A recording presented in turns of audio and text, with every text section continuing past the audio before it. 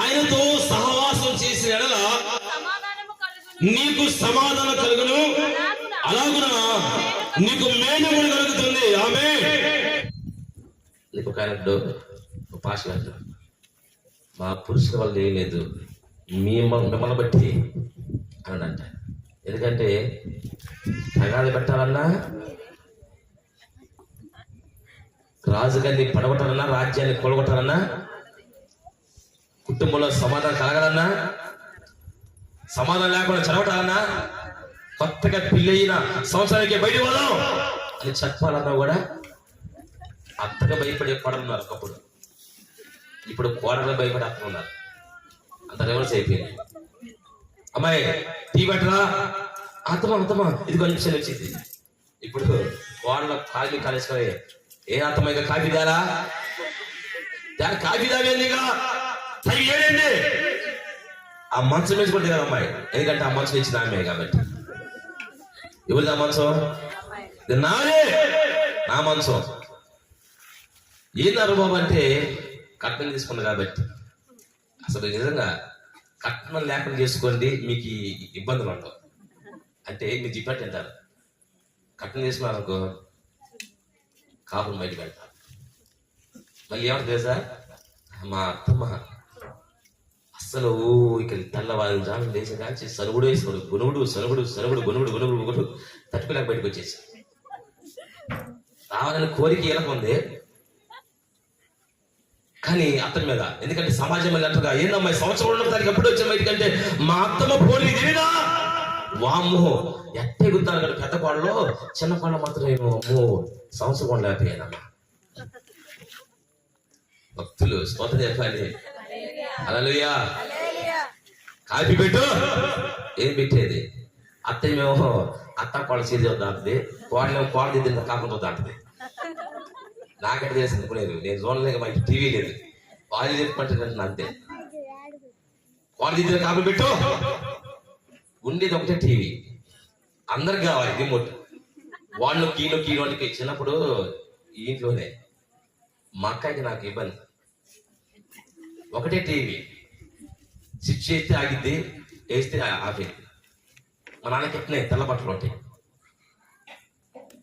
నేనేమో క్రికెట్ పెడతా, అవేమో వచ్చేది వద్దని ఇదో సీలే పెట్టాల్సి వచ్చింది. నేను పోయి మళ్ళీ మారుతా, అది తిప్పేది అప్పుడు రిమోట్ లేవు. మంచం మీద పోయి తిప్పాలంట. ఆమె లేచి కూర్చొని తిప్పితే నేను తిప్పడం, ఆమె తిప్పడం, అది తిరిగితే అనుకుంటా. చివరికి ఏం చేసా, స్విచ్ ఆపా. ఆమె ఏం చేసా, పెగ్గి తీసి పడేసింది. నాకు కోపం వచ్చేసా, మీరు ఆపా. అసలు ఆమెకి అవకాశం లేదు కదా ఉద్దేశంతో దాని మీద బట్టలు ఉంటే తీసిపోయి ఇవన్నీ నాయి అనుకుని తీసిపోయి బాతులు వేసి తొక్కుతుంది. నేను నవ్వుకున్నా, ఎందుకు తెలుసా, అవి నాయి కాదు మా నాన్న. అవి నాయ అనుకోని తొక్కుతుంది కాబా తెల్లగొడ్లు. నాకు తెల్లగొడ్లు ఆడి దాని మీద దండ మీద పడి చేసి ఆడేసింది, తొక్కుతుంది నేను వేసి. నేను నవ్వుతున్నా, ఎందుకు నవ్వుతున్నావు, నీయే కంటే నాయ కదా అని. సాయంత్రం వచ్చిన జీవితం మీ పని అనేవాడిని. చిన్నప్పుడు జరిగిన సంగతి స్తోత్రం పని గట్టిగా వెళ్ళాలయ్యా. చిన్నప్పుడు ఇప్పుడు కూడా అంతే. కాళ్ళు వచ్చింది, టీవీ పెట్టి రిమోట్ నొక్కటం. అత్త మీకు ఈ పిల్ల ఏమంటదో. ఈ అత్తలకు భయం ఏంటంటే, ఈ పిల్ల నా మీద పెత్తనం చేసింది కాకుండా నా కొడుకు వచ్చినాక ఈ దురేకపోయింది, అదొక భయం పట్టుకుంటుంది మళ్ళీ. పాపం నిజంగా అత్తమ్మలనే వాళ్ళు ఎంతమన్నారు కానీ మిమ్మల్ని దేవుడే రక్షించదు గాక, దేవుడు మిమ్మల్ని కనికరించదు గాక. హల్లెలూయా. ఎందుకంటే వాళ్ళు కొడుకు బయటికి పోతున్న బాధ, యాడ కాపురం పెడితే గట్టిగా నీ భార్యకి పని చెప్పు కదా అంటే, మా ఏం అమ్మాలంటావు అంటే, మీ అమ్మ పొద్దు నుంచి నాకు అలా పెట్టదు తెలుసా. పొద్దునేసి కాల్చి కసి ఓడిసింది నేనే, బట్టలు ఉతికింది నేనే, అన్నం వండింది నేనే, అడ్డు తవ్వింది నేనే, అన్ని చేసి నేనే. చివరికి అన్నం లేకుండా చేసిపోయి మొత్తం పడేసింది అని చెప్పింది. ఆడే పని పోతాడు, ఎడే ఎవరని తెలియదు. నిజమే అనుకొని ఒక రోజు వస్తుంది, 2 రోజులు వస్తుంది. చివరికి వద్దులే కానీ నేను తట్టుకోలేను, ఒకటి ఉంటే నాతో పాటు నా ఒకటే బయటికి పోయి కాపులు పెడతా, లేదంటే నేను మా అమ్మ ఇంటికి పోతా, బెదిరింపు. అప్పుడు ఏమైందంటే, నువ్వు మిమ్మల్ని ఇంటికి పోవడానికి నేను మమ్మల్ని ఇంటి నుంచి బయటకు వస్తా అని కొత్తగా ఇల్లు తీసుకొని పోయినాక అప్పుడు అర్థమైంది, తాళి మింగిలే నేను చేసుకున్నప్పుడు అర్థమైంది నీ వల్ల ఏం కాదని. వీటికి సోదమారైంది. అప్పుడు వీటికి అర్థమైంది, వామ్మో మా అమ్మని ఇబ్బంది పెట్టింది ఈ పిల్ల, ఇప్పుడు నా మీద ఎంత అయింది అంటే ఈ కోడలో ఇక్కడ తగ్గదు, అక్కడ తగ్గదు, ఎక్కడ తగ్గదు. కానీ రూతు అనే కోడల మాత్రం అర్థంని హత్తుకుందంట. మరి నువ్వైతే ఎత్తుకుంటావా? ఎత్తుకున్నట్టు ఎత్తుకొని ఎత్తు కుదేస్తా కూడా. ఏం పోతే పోయింది, పొద్దుగురి శాఖ చేయబోతుంది, ఏమో ఆ బట్టలు ఉతకాలంట పొద్దుగా. ఏదో బాధ, సమాధానం లేదు. సమాధానం ఉండాలి. ఒక భార్య భర్త ఇద్దరు కూడా కలిసి మాట్లాడుకోవడం మానేశాడు. ఎందుకంటే సమాధానం లేదు. ఆయన తగ్గడో ఏమో తగ్గదు. ఇప్పుడు ఏం జరిగిందంటే, నేను ఒక ఊరికి మీటింగ్ పోవాలి, ఒక ఆఫీసర్ అయినా ప్రమోషన్ వస్తే వేరే చోటుకి వెళ్ళాలి. నేను తగ్గట్లా.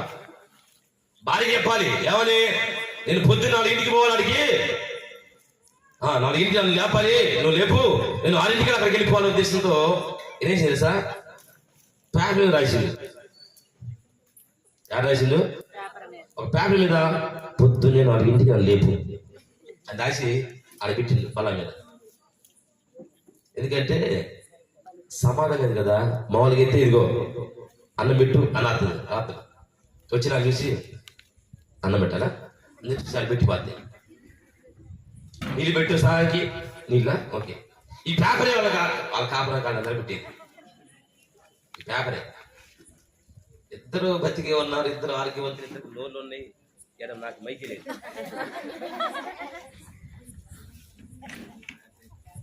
స్తోత్రం చెప్పిన ఇద్దరు ఉండే ఒక ఇంట్లోనే ఏమంటే, నీళ్ళు పెట్టు, బట్టలు ఎత్తుకో, అవి పెట్టుకో. చివరి రోజు ఊరికి పోవాలి. ఇవన్నీ చూసుకొని చేసింది. ఇప్పుడు ఏమండి, నేను ఒక ఊరికి పోవాలి అర్జెంటుగా, తెల్లవారుజాం 4 గంటలకు లేపు అని రాసి పెట్టినాడు. ఏం చేసిండు, చూసింది. ఆమెకి ఏంటంటే పేపర్ చూస్తాం అన్నమాట. మనం పొద్దున్న ఎత్తి చదువుతాం, న్యూస్ పేపర్ చదువుతాం, కొంతమంది న్యూస్ పేపర్లు. ఆమె పొద్దునే ఇంట్లో పేపర్ చూసుకోవడం మనం పెట్టింది. 4 లేపాలి, 5 6 వెళ్ళిపోవాలి అని చెప్పి ఆయన నిద్రపోతున్నాం. ఏమేం చేయాలి ఇప్పుడు? మరి ఇద్దరి మధ్య సమాధానం ఉందా? ఏం నడుస్తుంది ఇద్దరి మధ్య? మన మధ్య ఏం నడుస్తుంది అంటే ఏదన్నారు, ఏం నడుతుందంట? ఏ బాయ్ బాయ్ చోట బాయ్ ఏం నడుస్తుంది? అది నడుస్తుంది. ఇప్పుడు ఇద్దరి మధ్య నడుస్తుంది. ఇప్పుడు ఏమో కూడా వేసింది, పేపర్ రాసింది. 4 లే లేపట్ల 4 అని రాసింది. వాడికి తెలుసు, నిద్రపోతాం. టైం చూస్తుంది, 4 బాగైంది, 4 బాగైంది లేకట్లా. అమ్మో ఏమంటారు, 4 అయిపోయింది, ఎప్పుడు రాసింది. యాడా పేపర్ మీద. వాడికి లేచి ఒక నిద్రపోతాం. 5 అయింది, ఇంక చాలే. ఇట్లా రాసి ఆమె ఏదో ఆమె పడుకుంది. ఇతలా చూస్తే 7 అయింది. చూస్తే